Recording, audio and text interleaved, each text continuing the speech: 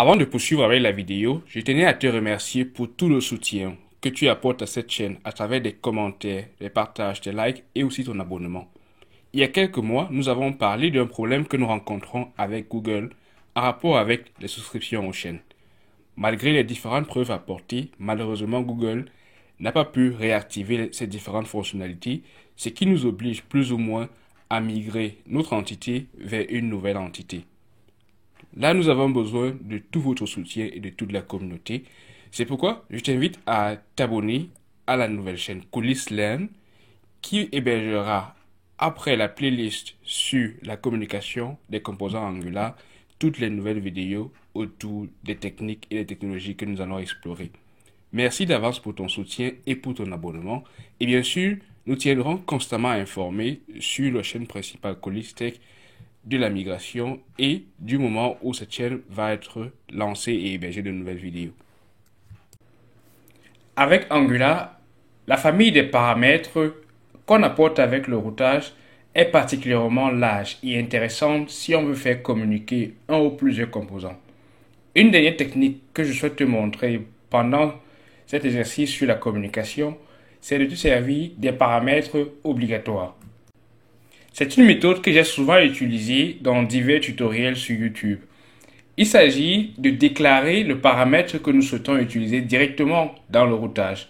Donc par exemple, lorsque je vais aller là où nous avons déclaré nos différentes routes, je peux rajouter une troisième route dans laquelle je vais insérer le path, et le path cette fois-ci sera différent de ce que nous avons eu. Si par exemple je prends un détail et que je spécifie qu'à détail, je vais rajouter quelque chose particulièrement. Par exemple, je mets ID avec 2 points. 2 points ID, c'est un peu comme pour ceux qui ont déjà programmé avec Node.js et Express.js, l'opportunité que nous offre le routage d'Angular de déclarer ou de définir un paramètre que nous souhaitons récupérer plus tard. Alors, ce paramètre-là va être inséré de façon dynamique lorsqu'on insère le 2 points devant la déclaration de la route. Là, je vais, pour notre cas spécial, utiliser le même composant que nous avons déjà créé, Detail Component. Ce composant va nous permettre donc d'afficher la route lorsque nous allons spécifier l'identifiant ou alors le paramètre ID en appelant notre route. Pour pouvoir utiliser ce dernier, il nous faut rentrer dans notre parent amount component où nous avons fait appel au routage. Ainsi, je peux donc passer à travers le router link simplement un autre élément. Donc là, je vais créer un second bouton ou alors un troisième bouton dans ce cas qui sera avec success et je vais appeler ça détail avec ID par exemple. Ce que je peux faire, je vais enlever le clic, c'est de passer à nouveau la directive router link d'Angular. Avec la directive router link d'Angular, j'ai l'opportunité de passer également le paramètre comme on l'a vu dans l'exercice précédent. Avec router link, il suffit pour moi donc de spécifier ce que je souhaite avoir comme paramètre. Dans ce cas, par exemple, je vais définir à l'intérieur de mes crochets, je vais définir la route que je vais avoir. Dans notre cas, nous avons détail. Et maintenant, pour ajouter le second paramètre que nous avons défini, c'est d'ajouter simplement ici, je vais mettre par exemple cette forme de chaîne de caractères 1 ou alors 12 ou 13 qui représente pour moi l'identifiant que je souhaite passer à travers le paramètre de ma route. En réalité, ce paramètre peut être dynamique également. Vous pouvez le récupérer depuis la déclaration dans votre contrôleur TypeScript ou alors récupérer depuis une variable que vous avez utilisée dans votre parent-amount.component.html. Là, je viens de faire une déclaration de ma route avec l'identifiant correspondant. Si je sauvegarde tout ceci et que je consulte ma page actualisée, alors théoriquement, je devrais obtenir un troisième bouton sur ma page qui est avec l'indice ID. Là, je vais l'actualiser manuellement. Je ne sais pas pourquoi il n'a pas pris automatiquement.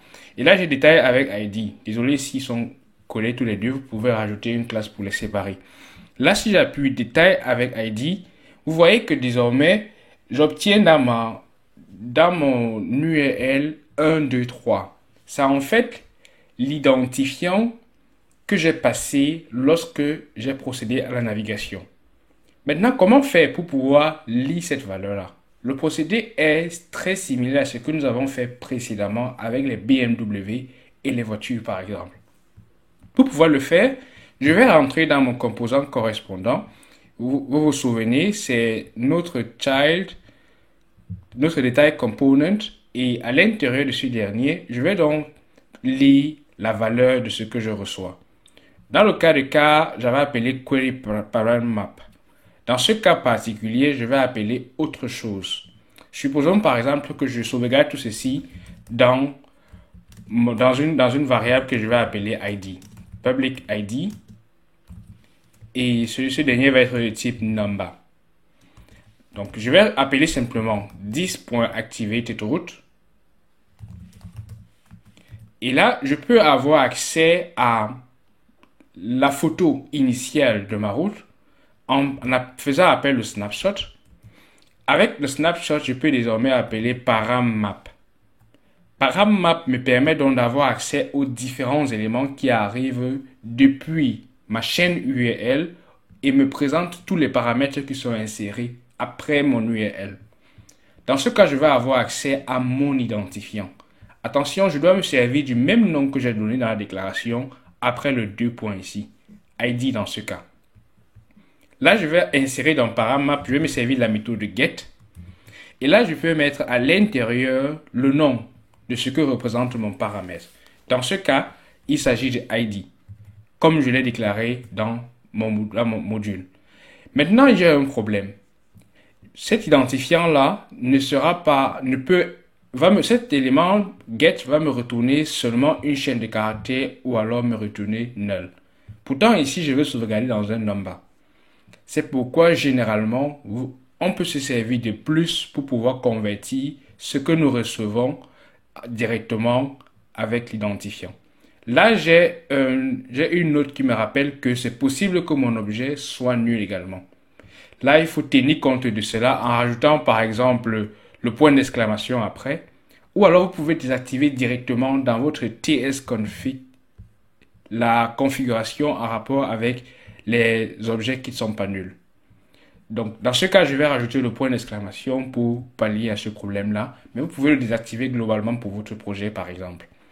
Là, j'ai converti une chaîne de caractères en un nombre. Donc, l'identifiant que je reçois doit être sauvegardé à l'intérieur de notre variable ID.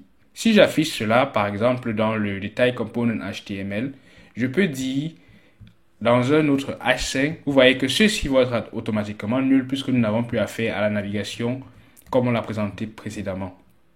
Donc ici, je vais plutôt afficher simplement l'identifiant avec l'interpolation d'Angular.